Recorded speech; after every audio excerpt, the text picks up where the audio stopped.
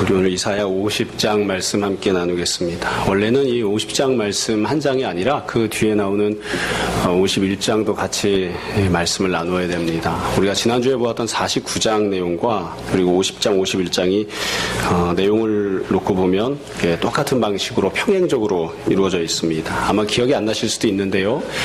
49장은 맨 처음에 이스라엘이 어떤 상황에 있는지 상황에 대한 설명이 제일 처음에 나오고요. 그 다음에 두 번째로는 그 상황 속에서 하나님께서 보내시는 야훼의 종이 어떤 일을 하는지가 나오고, 그 다음에 세 번째로 이스라엘이 누리게 될 그런 구원, 시온의 영광, 그리고 맨 마지막 네 번째로는 열방이 누리게 될 시온의 영광, 이렇게 되어 있습니다. 다시 정리해서 말씀드릴게요. 처음에는 상황이 나오고, 두 번째는 야훼의 종에 대해서, 세 번째는 이스라엘이 누리는 구원, 네 번째는 열방이 누리는 구원, 이런 순서로 본문이 쭉 전개가 되었습니다. 이게 49장 내용입니다. 근데 우리가 오늘 읽은 이 50장 내용은 처음 1절부터 3절까지는 상황이 나옵니다. 상황이 나오고 4절부터 맨 끝에 11절까지는 하나님께서 보내실 야훼의 종에 대한 내용이 나옵니다. 그럼 그 다음에 무슨 내용이 나와야 될까요? 이스라엘이 받은 구원, 열방이 받은 구원이 나와야 되겠죠. 근데 그 이스라엘과 열방이 받게 된 구원에 대한 내용은 50장에 안 들어있고 51장에 있습니다.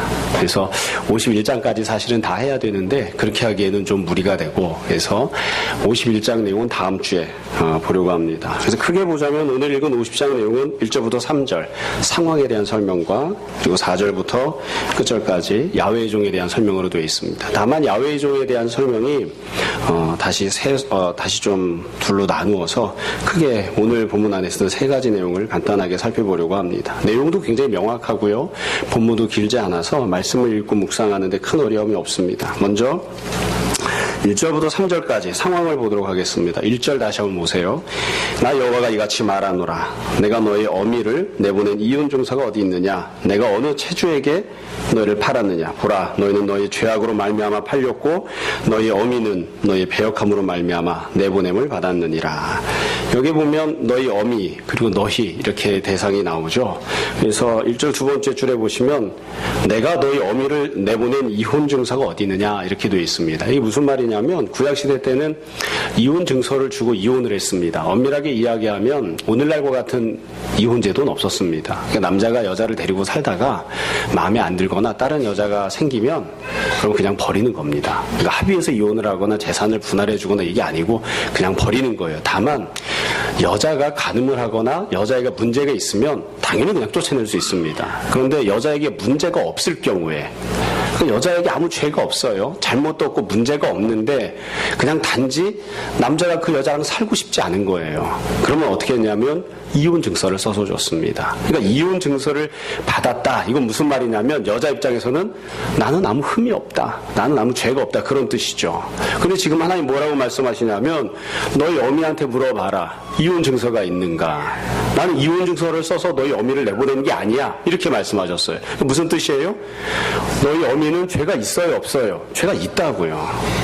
죄가 없는데 하나님께서 그냥 죄가 없는데 너희 어미를 그냥 내보내신 게 아니에요. 나는 너랑 더 이상 살고 싶지 않아. 그래서 죄 없는 너희 어미에게 이혼 증서를 써서 주고 내보낸, 그게 아니다. 그게 아니다. 뿐만 아니라 세 번째 줄에 보시면 내가 어느 체주에게 너희를 팔았느냐. 이건 말도 안 되는 내용이지만 구약시대 때 우리나라도 마찬가지죠. 어떤 빚을 지거나 했을 때에는 빚을 갚을 능력이 없으면 자기 자식을 종으로 팔았습니다. 그러니까 이 지금 하나님 말씀하시는 건 하나님께서 문제가 있어서, 하나님의 빚이 있어서 그 빚을 갚기 위해서 어떤 체주에게 너희를, 자식인 너희를 내가 팔아넘긴 적이 있느냐? 그런 적이 없다. 그렇게 말씀하세요. 그러니까 지금 1절에서 말씀하신 내용은 간단해요. 하나님이 잘못해서 너희 어미를 내보내거나 너희를 내보낸 것이 아니다. 그럼 어떻게 해서 너희가 지금처럼 이런 상황이 되었느냐? 너희 어미가 지금과 같은 상황이 되었느냐? 1절 끝에 보시면 보라, 너희는 너희 죄악으로 말미암아 팔렸고 너희 어미는 너희 배역함으로 말미암아 내보냄을 받았느니라. 그러니까 지금과 같은 상황이 된 이유는 무엇이냐면 하나님께서 무언가를 잘못하시거나 하나님께서 과도하게 행동하셨기 때문이 아니라 너희가, 그리고 너희의 조상이 죄를 짓고 불순종했기 때문에, 그래서 심판받아서 지금과 같은 그런 상황이 생겼다 이거예요. 그러니까 현재 상황은 너희가 잘못해서 생긴 것이지 하나님께서 무언가를 잘못해서 이런 상황이 생긴 게 아니에요. 뿐만 아니라 그것만이 아니에요. 2절에 보시면 이런 죄를 지어서 심판받은 이스라엘의 상황에 대해서 하나님께서 2절을 보세요. 내가 그럼에도 불구하고 왔다. 하나님께서 그럼에도 불구하고 왔지만 사람이 없었다. 내가 불렀지만 대답하는 자가 없었다. 그러니까 이렇게 죄를 짓고 심판받은 이스라엘을 하나님이 구원하시기 위해서 친히 찾아오세요. 찾아오시고 또한 그들의 이름을 불러주세요. 그럼에도 불구하고 그들이 아무도 대답하지 않는 거예요. 그래서 하나님이 세 번째 줄에 뭐라고 하시느냐? 2절 세 번째 줄에 보세요. 내 손이 어찌 짧아 구속하지 못하겠느냐? 내게 어찌 건질 능력이 없겠느냐?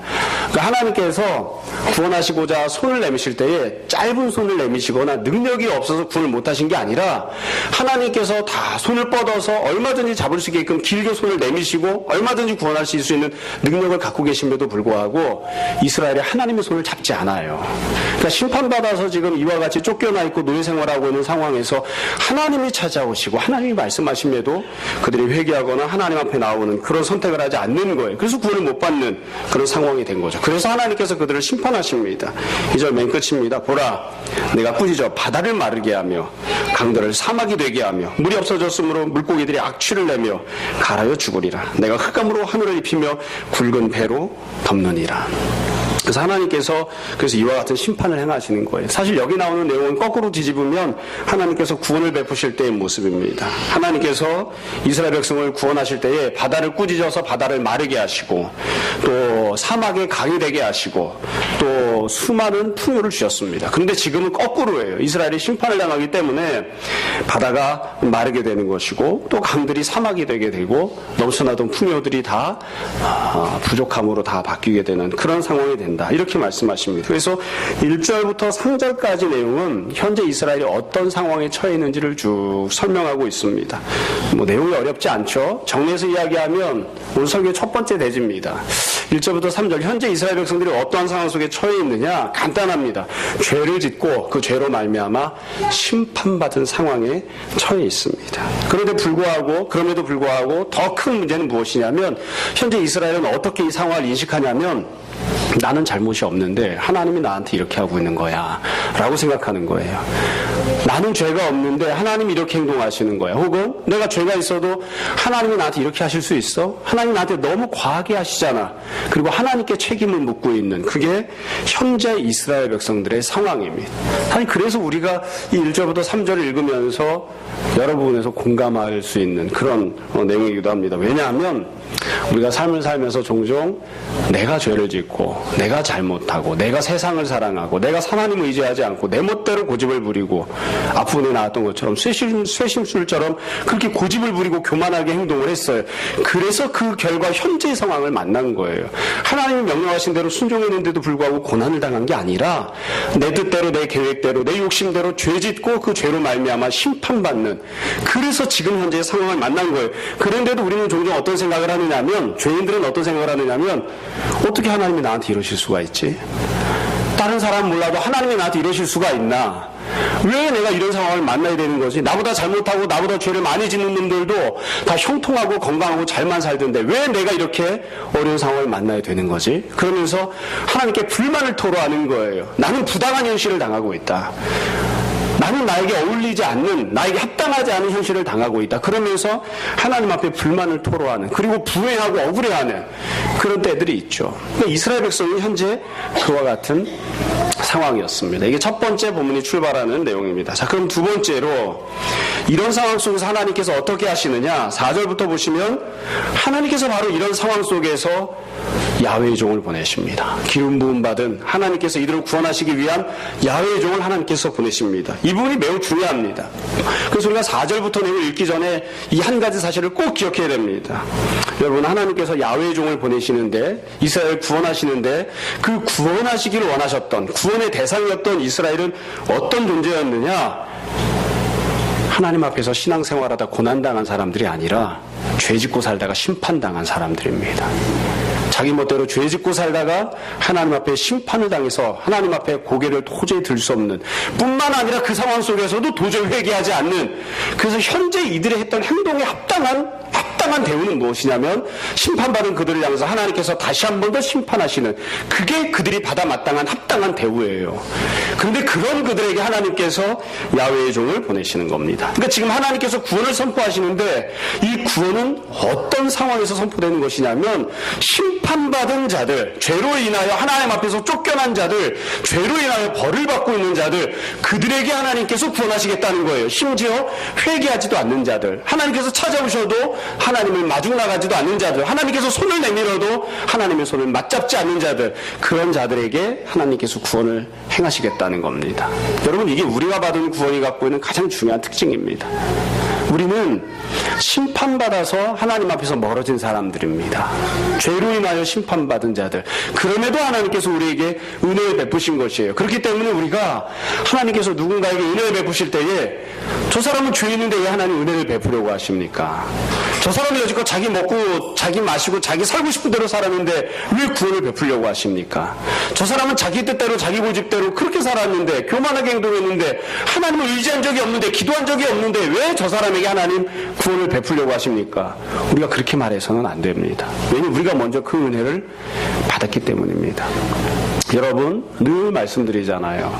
만약에 믿음으로 산 사람들에게만 하나님이 구원을 베푸신다면, 기도하고 살았던 사람들에게만 하나님이 응답하신다면, 우리 가운데 누가 구원을 받고 누가 은혜를 받을 수 있겠습니까? 근데 우리가 다 죄짓고 심판받은 상황에 있음에도 불구하고, 하나님의 구원이나 은혜를 소망한 적이 없음에도 불구하고 하나님께서 그런 우리들에게 하나님의 아들을 보내주신 것입니다. 자, 그럼 두 번째로 하나님께서 보내주시는 야훼의 종은 어떠한 모습인가? 4절부터 나오는데요. 이 4절부터 나오는 내용을 보시면 크게 둘로 나눌 수 있습니다. 4절부터 7절까지는 야훼의 종이 스스로에 대해서, 내가 어떠한 존재인지에 대해서 스스로 고백하고 선포하는 내용이 나오고요. 8절부터 11절은 야훼의 종이 타인들을 향해서 말씀을 증거하는 그런 내용이 나옵니다. 먼저 4절부터 7절까지를 봅시다. 이게 두 번째 오늘 본문의 요지입니다. 4절부터 7절을 보시면 하나님께서 이런 이스라엘 백성을 구원하시기 위해서 보내시는 이 야훼의 종이 내가 어떠한 존재다라고 하나님 앞에서 은혜 받은 것을 고백하는데요. 똑같은 방식이 3번 반복이 됩니다. 여러분, 주보에 보시면 주 여호와께서 내게 이렇게 되어 있죠. 그래서 아도나이 야훼 리, 주 여호와께서 나에게 라는 표현이 3번 동일하게 반복이 됩니다. 그래서 4절에 보시면 주 여호와께서 학자들의 혀를 내게 주사, 정확하게 번역하면 주 여호와께서 내게 주셨습니다. 그러니까 야훼의 종은 하나님이 주신 것을 받은 사람이에요. 두 번째로 5절을 보세요. 5절에 보시면 주 여호와께서 나의 귀를 여셨으므로, 이것도 마찬가지예요. 주 여호와께서 내게 열어주셨습니다. 7절 주 여호와께서 나를 도우심으로, 이것도 마찬가지입니다. 주 여호와께서 내게 도움을 주십니다. 도와주셨습니다. 그래서 야훼의 종이 자기를 설명하면서 첫 번째로 주 여호와께서 내게 주셨습니다. 그러니까 자기는 받은 사람이에요. 두 번째로는 열어주셨습니다. 세 번째로는 도와주셨습니다. 그렇게 표현을 합니다. 자, 그러면 하나님께서 야훼의 종에게 무엇을 주시는가? 4절 말씀을 다시 봅시다.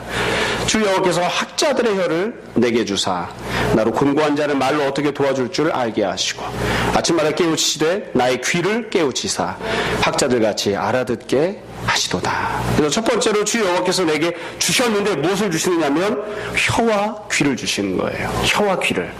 귀는 듣는 것이죠. 우리가 다 귀가 있으면 누구나 다 들을 수 있습니다. 그런데 귀가 있어도 하나님 말씀을 듣지 못하는 게 이스라엘 백성들이고 우리의 모습이에요. 그런데 하나님께서 야훼의 종에게 깨우치는 귀를 주셔서 무엇이 하나님 뜻인지를 분별하고 알 수 있는, 하나님이 원하시는 내용을 듣게끔 하시는 그런 은혜를 주세요. 뿐만 아니라 그 야훼의 종의 혀를 열어주세요. 혀를 주셔서 그 혀로 무엇을 하게 하시냐면 4절 두 번째 줄에 곤고한 자를 말로 어떻게 도와줄 줄을 알게 하시고, 곤고한 자를 위로하고 도와줄 수 있게끔 하는 그런 혀를 갖게 하시는 거예요. 종종 이 본문을 읽으면서 우리가 어떤 생각을 하냐면, 저도 어렸을 때 그렇게 들었습니다. 학자의 혀를 주신다 이래죠. 학자의 혀. 우리나라는 학자를 매우 좋아합니다. 그래서 학자의 혀 그러면 많이 배운 사람, 다른 사람들보다 지식과 지혜가 출중한 사람, 그렇게 생각을 해요. 그런데 원래 히브리 본문에서는 그렇게 많이 배운 사람을 뜻하는 게 아니라 그냥 들은 사람을 뜻합니다. 그러니까 영어 성경에서도 번역할 때는 학자를 더 토터, 그러니까 그냥 배운 사람, 배운 사람 이렇게 표현을 했어요. 그러니까 학자라고 하는 말은 그냥 내 지식, 내 경험, 내 생각이 아니라 원래는 내가 지식이 없었는데 하나님께서 무언가를 말씀해 주셨기 때문에 그것을 듣고 배우고 알게 된 사람, 그 사람을 학자라고 합니다. 이건 좀 다르게 번역을 해야 될 것 같아요. 여튼 들은 사람인 거예요. 그래서 하나님께서 왜 혀를 주셨느냐, 왜 귀를 열어주셨느냐 하면 곤고한자들을 위로해 주시기 위해서요. 곤고한자들을. 여기서 말하는 곤고한자는 누구입니까? 신앙생활 잘하다가 고난당한 사람, 신앙생활 잘하다가 가난하게 사는 사람, 그게 곤고한 자가 아니에요. 지멋대로 살다가 죄 짓고 심판받은 사람들이 곤고한 사람들입니다. 죄를 지었기 때문에 아프고, 죄를 지었기 때문에 죽고, 죄를 지었기 때문에 어려움을 당해야 되는 그런 사람들, 그 사람들을 위로하기 위해서 하나님께서 무엇이 하나님의 뜻인지를 야훼 종에게 알려주시는 거예요. 그리고 야훼 종은 그 하나님의 말씀을 듣고 그 죄 짓고 심판당하고 있는 자들을 찾아가요. 그리고 그들에게 하나님이 무엇을 원하시는지, 하나님께서 그들에게 어떤 구원을 베풀기를 원하시는지를 알려줍니다. 그것이 바로 하나님께서 그들에게, 곤고한 자들에게 베푸시고자 하시는 위로인 거예요. 두 번째로 야훼 종은 어떤 존재인가? 5절을 보세요. 5절부터 내용이 좀 더 중요합니다. 5절에 보시면 주 여호와께서는 나의 귀를 여셨으므로, 이제 하나님께서 귀를 열으셨어요. 그래서 야훼 종이 어떻게 하느냐? 내가 거역하지도 아니하며 뒤로 물러가지도 아니하며 6절 나를 때리는 자들에게 내 등을 맡기며. 그러니까 이 야훼 종이 어떻게 순종하는지가 나오죠. 야훼 종이 때리는 사람들에게 등을 맡깁니다. 여러분 등을 맞아보셨나요? 예. 본문에 보면 무엇으로 때리는지는 나오지 않았습니다. 손바닥으로 때릴까요? 주먹으로 때릴까요? 몽둥이로 때릴까요? 채찍으로 때릴까요? 무엇으로 때리는지는 나오지 않았어요. 여하튼 야훼 종이 자기를 때리는 자에게 등을 내미는 거예요. 그래서 등을 맞는 거죠. 뿐만 아니라 6절 두 번째 줄 나의 수염을 뽑는 자들에게 나의 뺨을 맡기며. 여러분 이 수염을 뽑는다라고 하는 것은 고통을 주는 것이기도 하지만 모욕을 주는 그런 행동인 거죠. 예, 유대인들은 우리 유교와 좀 비슷한 면이 있어서 부모님께 받은 것들을 함부로 하지 않았습니다. 그래서 수염을 깎지 않았어요. 나시리든 머리털을 깎지 않았죠. 그래서 유대인들, 랍비들이나 종교인들은 수염이 없으면 종교인이 아닙니다. 그러니까 모욕감을 줄 때 어떻게 하냐면 수염을 자르거나 아니면 뽑아내는 거예요. 사실 이게 참 경건하지 않은 생각일 수도 있는데 저는 본문을 보면서 모욕감보다는 얼마나 아플까 생각을 했습니다. 이렇게 왜 벌집 같은 거 하면 오락하거나 이렇게 하다 보면 이런 종아리나 이런 데다 테이프를 붙였다가 확 뜯으면 정말 아프잖아요. 그렇죠? 수염을 이렇게 잘 면도시켜주는 게 아니라 잡아 뜯는 거예요. 그렇죠? 그렇게 고난을 당하게 하고 6절 끝에 보시면 모욕과 침뱉음을 당하여도 내 얼굴을 가리지 아니하였느니라. 그러니까 야훼 종이 이와 같이 고난을 당하는 거예요. 하나님께서 말씀을 안 주셨으면 괜찮은데 하나님께서 주신 말씀을 들었기 때문에 죄받아서 죄로 인한 심판받은 자들, 곤고한 자들을 찾아가서 위로하고 도와주고 그 결과로 어떻게 되느냐 하면 고난을 당하는 거예요. 고난을, 어려운 일들을 당하는 거죠. 그러면 야훼 종이 죄를 지었기 때문에 이런 채찍질을 당하거나 등판을 맞거나 이런 일들을 당하는가? 아니에요. 죄를 짓지 않았음에도 불구하고 이와 같은 일들을 당합니다. 그럼 왜 이런 일들을 당할까요? 이게 바로 우리가 잘 알고 있는 내용이죠. 죄인들을 대신해서 이와 같은 일을 당하는 겁니다. 원래 죄는 죄인이 지었어요. 그럼 그 사람이 맞아야죠. 원래 죄는 저 자식이 지었다고요. 세상이 지었어요. 그러면 세상이 수염이 뜯겨야죠. 그런데 하나님께서 야훼 종을 보내셔서 야훼 종이 대신 그를 당하게 하시는 거예요. 대속의 고통을 당하게 하시는 거예요. 대신 당하게 하시고 또한 죄인들과 함께 당하게 하시는 그와 같은 일들을 당합니다. 세 번째로 야훼 종이 어떠한 존재인가? 7절을 보세요. 주 여호와께서 나를 도우심으로, 주 여호와께서 나를 도우심으로, 하나님께서 도와주세요. 그래서 야훼 종은 어떻게 하느냐? 내가 부끄러워하지 아니하고 내 얼굴을 부싯돌같이 굳게 하였다. 얼굴을 부싯돌같이 굳게 하였다고 하는 표현이 참 문학적인 표현이면서 굉장히 참 마음 아픈 그런 표현입니다. 여러분 부싯돌 아시죠? 부싯돌. 아마 직접 사용은 안 해도 영화 같은 데 보시면 불을 만들 때 쓰는 게 부싯돌이잖아요. 부싯돌은 다른 돌멩이로 쳐도 깨지거나 이렇게 하지 않습니다. 그러니까 부싯돌이라는 건 뭐냐면 다른 돌멩이를 가지고 와서 때리는 돌이에요. 때리는 돌.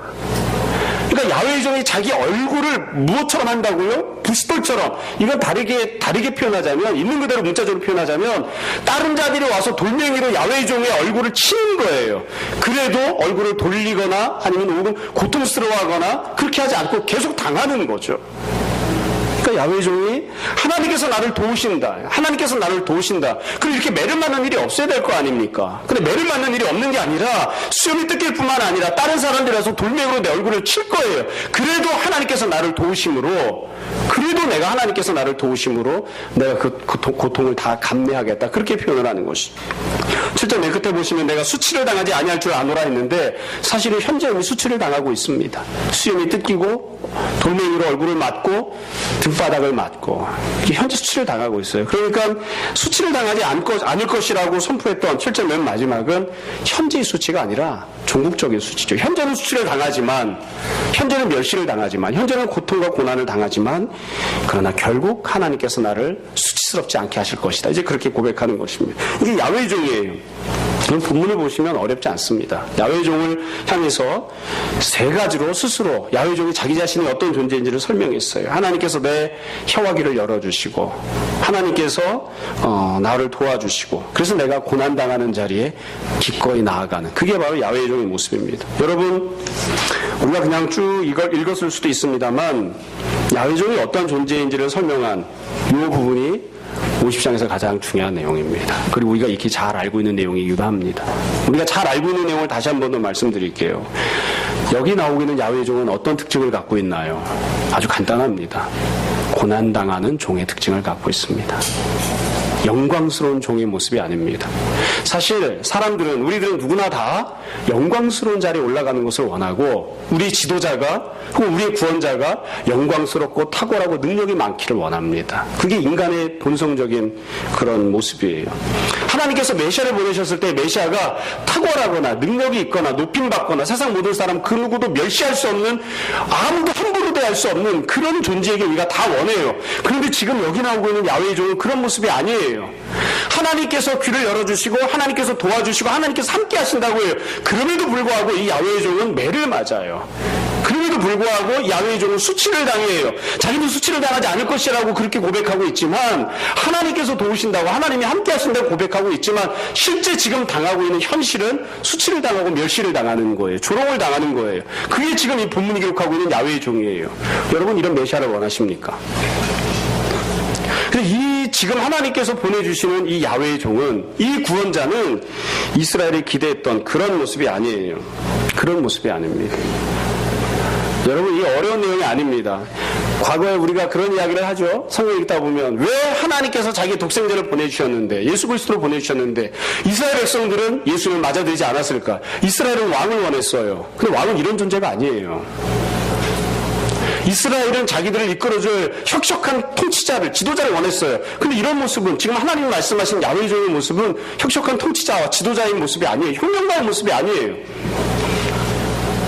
쉽게 말씀을 드릴게요. 여러분, 우리가 나라에서도 지도자를 뽑을 때 한국 사람들 특별히 좋아하는 거 있습니다. 뭐 좋아하나요? 설교 시간이니까 솔직하게 이야기하겠습니다. 한국 사람들은 서울법대를 좋아합니다.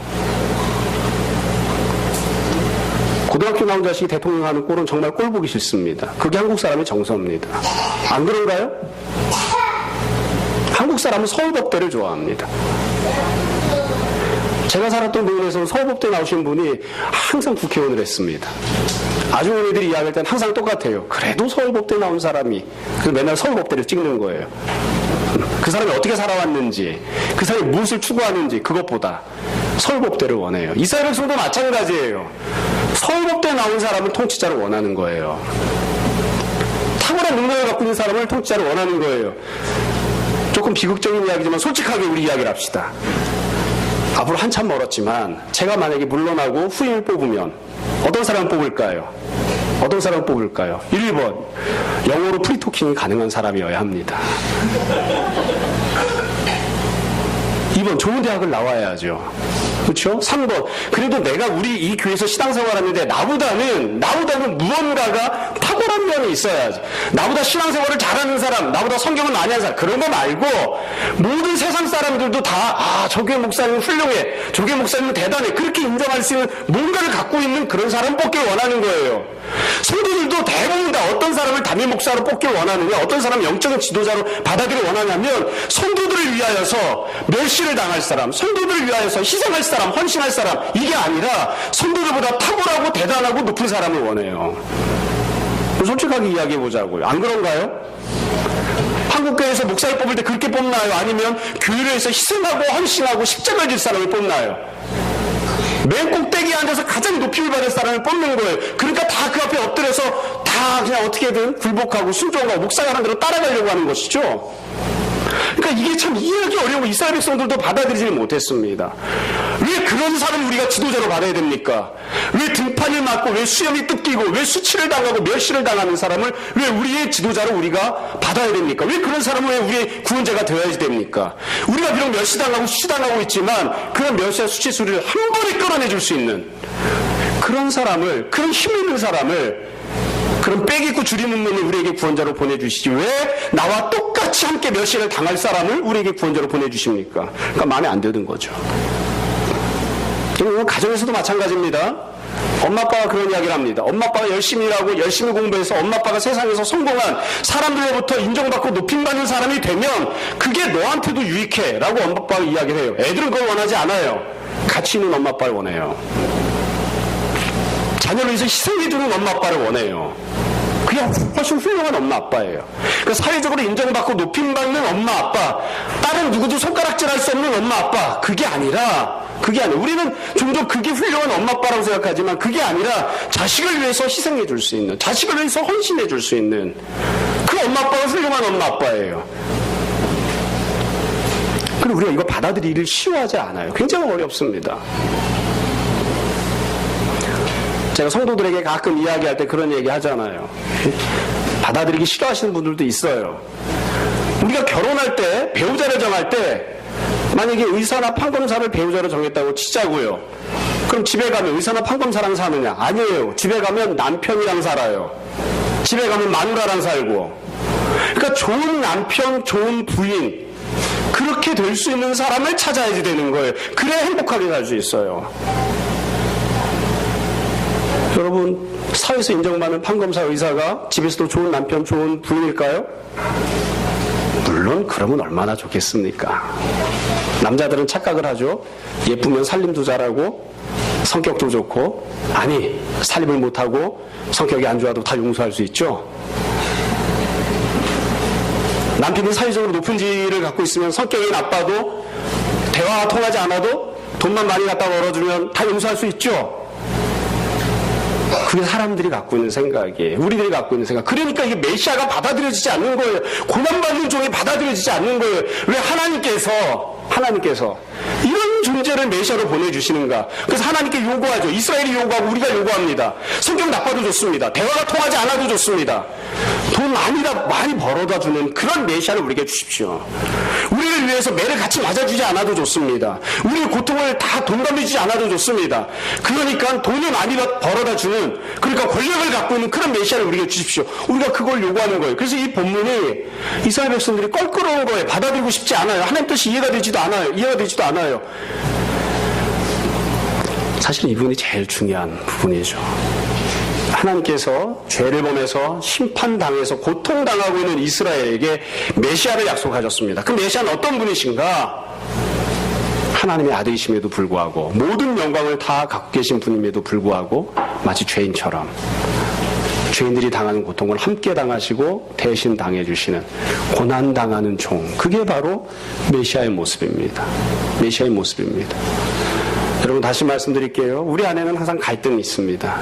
이게 은혜스러운 내용이라고 인정을 하면서도 동시에 그게 아니라 모든 것을 한 번에 해결해 줄 수 있는 대단한 능력과 탁월한 무언가를 갖고 있는, 세상 사람들이 함부로 할 수 없는 그런 메시아이기를 원하는, 그게 우리의 구원자이기를 원하는 그 두 가지 마음이 항상 갈등을 갖곤 하죠. 갈등을 일으키곤 합니다.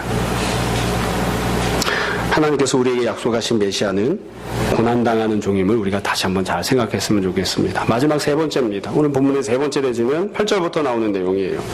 8절부터 나오는 내용은 메시아가 자기가 아닌 다른 사람들에게 하는 이야기입니다. 그러니까 이 4절부터 7절은 메시아가 스스로 내가 이런 존재야 라고 고백한 자기 자신에 대한 고백이라면 8절부터 11절은 타인들에게 하는 이야기예요. 8절을 보세요. 8절 9절은 타인들 중에서도 메시아를 핍박하고 박해하는 대적들에게 하시는 말씀입니다. 8절 나를 의롭다 하시는 이가 가까이 계시니 나와 다툴 자가 누구냐 나와 함께 설지어다. 나의 대적이 누구냐 내게 가까이 나올지어다. 보라 주 여호와께서 나를 도우시리니 나를 정죄할 자 누구냐. 보라 그들은 다 옷과 같이 헤어지며 주민 그들을 먹으리라. 이제 대적자들에게 이야기를 해요. 대적자들에게 나와 다툴 자 나의 대적 누구냐 다 나와라. 나를 의롭다 하시는 하나님께서 나와 함께 하신다. 나를 의롭다 하시는 하나님께서 나와 가까이 하고 있으니까 다 나와라. 다 나오면 어떻게 될까요? 계속 매를 맞을 거예요. 그래도 메시아가 고백을 한다고요. 대적들 앞에서 너희가 나를 때리지만 모욕하고 멸시하지만 나를 의롭다 하시는 분이 나와 항상 함께 하신다. 그렇게 믿음으로 고백을 해요. 그리고 나서 이제 이와 같이 구원받은 자들, 죄로 인하여 심판받은 이스라엘 백성들, 그럼에도 구원받는 자들, 메시아를 하나님께서 보내주신 그 대상들에게 하나님 이 메시아가 선포를 하고 권면을 합니다. 10절을 보세요. 10절부터 11절입니다. 너희 중에 여호와를 경외하며 그의 종의 목소리를 청종하는 자가 누구냐. 흑암 중에 행하여 빛이 없는 자라도 여호와 이름을 의뢰하며 자기 하나님께 의지할지어다. 지금 권면하는 거예요. 여러분 죄를 지어서 흑암 속에 빠졌습니다. 심판을 받았어요. 그래도 여호와 이름을 이제라도 의지해라. 이제라도 하나님을 의지해라. 이제라도 여호와를 경외하고 하나님께서 보내신 야훼의 종의 목소리를 청종하라. 이제라도 그렇게 하라. 그렇게 권면을 합니다. 여러분 이 내용을 읽으면서 사실 참 마음이 아팠습니다. 왜냐하면 이 현실이기 때문에 그렇습니다. 우리가 원하는 이상적인 모습은 이거예요. 내가 죄를 지었죠? 심판받았죠? 그런데도 하나님 메시아를 보내주셨어요. 그럼 당연히 어떻게 될까요? 회개해야 되겠죠. 그럼 야훼 종이 나와야 되겠죠. 천만에요. 절대로 그렇게 안 해요. 만약에 하나님께서 죄 짓고 심판받은 자에게 은혜를 베푸시면, 구원을 베푸시면 심판 중에 있는 사람, 도저히 살 소망이 없는 사람이 도대체 나에게 왜 이런 은혜를 베푸십니까? 정말 감사합니다. 그리고 회개하고 나올 것 같으면 얼마나 좋겠어요. 그게 당연한 결과라면 얼마나 좋겠어요. 근데 안 그런다고요. 그러니까 야훼의 종이 대신 고난을 당하고 함께 고통을 당해주면서도 권면하는 거예요. 부탁하는 거예요. 지금이라도 야훼의 종이 하는 이야기를 청종하라. 지금이라도 하나님을 의지하는 삶으로 돌아오라. 회개하라. 지금이라도 그렇게 권면을 한다고요. 이 권면을 듣고 순종했을까요? 저는 순종했을 것 같은데 이 권면을 듣고 순종했을까요? 이스라엘은 순종을 안 합니다. 그리고 나서 11절 다시 또 권면을 하잖아요. 보라 불을 피우고 횃불을 둘러띈 자여. 자기를 따뜻하게 하기 위해서, 앞길을 보기 위해서 자기가 스스로 불을 피웠어요. 그 횃불을 들었어요. 그걸 주변에다 한두 개만 드는 게 아니라 다 둘러띄워 넣었다고요. 그 불이 자기를 인도해주고 따뜻하게 해줄 거라고 생각을 하는 거예요. 그리고 뭐라고 이야기하느냐. 11절 두 번째 줄 너희가 다 너희 불꽃 가운데로 걸어가며 너희가 피운 횃불 가운데로 걸어갈지어다. 그게 너희를 따뜻하게 해주거나 너희를 인도해 주지 않아. 도리어 너희가 그것 때문에 망할 거야. 그거 의지하지 마라. 지금 그렇게 고면을 합니다. 여러분 이게 참 묘한 특징이에요. 묘한 특징입니다. 여러분 심판 가운데 있지만 하나님이 베푸시는 은혜를 받은 사람은 어떻게 살아야 됩니까? 그 은혜를 은혜로 인정하고 고백하고 회개하는 삶을 살아야 됩니다. 근데 대다수가 그렇게 안 합니다. 내가 나를 위해서 피웠던 횃불, 나를 위해서 한 개만 꽂아놓은 게 아니라 10개, 20개를 내 주변에 꽂아놓던 횃불을 이제는 끄고 하나님께서 말씀하시는 대로 순종하고 하나님께서 인도하시는 대로 인도함을 받고 하나님께서 야훼의 종을 통해서 베푸시는 구원을 소망하고 살아가야 됩니다. 근데 그게 안 됩니다. 그게 안 돼요. 그러니까 야훼의 종이 다시 한번 간곡하게 권면하는 거예요. 그렇게 하지 마라. 그렇게 하지 마라. 지금이라도 회개하고 지금이라도 하나님께 돌아오라. 말씀을 정리하겠습니다. 내용이 어렵지 않아요. 50장 본문 안에 제가 크게 3가지 내용을 말씀드렸습니다. 첫 번째, 상황은 어떠한가? 의롭게 살다가 고난을 받은 게 아니에요. 죄를 짓고 살다가 내 멋대로 살다가 심판을 받았습니다. 그럼에도 불구하고 하나님께서 구원과 은혜를 베풀겠다고 말씀하십니다. 우리가 받은 구원의 본질은 바로 이것입니다. 두 번째로 하나님께서 그런 심판 가운데 있는 자들에게 야훼의 종을 보내시는데 그 야훼의 종은 어떠한 존재인가? 심판 속에 있는 모든 자들이 야, 저 사람에게 소망 두면 되겠다. 그렇게 인정하고 따라가는 세상 사람들이 다 고개를 수그리는 그런 존재가 아니라 야훼의 종은 죄가 없음에도 불구하고 고난당하고 고통당하고 대신 매를 맞는 함께 죄인과 더불어 매를 맞아주시는 그런 분이십니다. 하나님께서 그런 메시아를 보내주십니다. 마지막 세 번째로, 그러면 그런 야훼의 종을 은혜로 선물 받은 하나님의 백성들은 어떻게 살아야 하는가? 지금이라도 회개하고 지금이라도 내가 의지하던 것들을 내려놓는 그런 삶을 살아야 됩니다.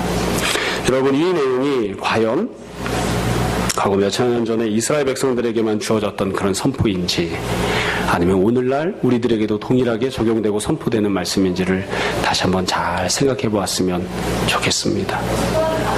우리들은 종종 죄인은 겸손할 것이라고 생각합니다. 전혀 그렇지 않아요. 죄를 짓고 심판받는 사람들이 어찌 보면 가장 악독하고 가장 교만하고 가장 고집스럽습니다. 사실은 그러니까 그런 상황이 된 것이거든요.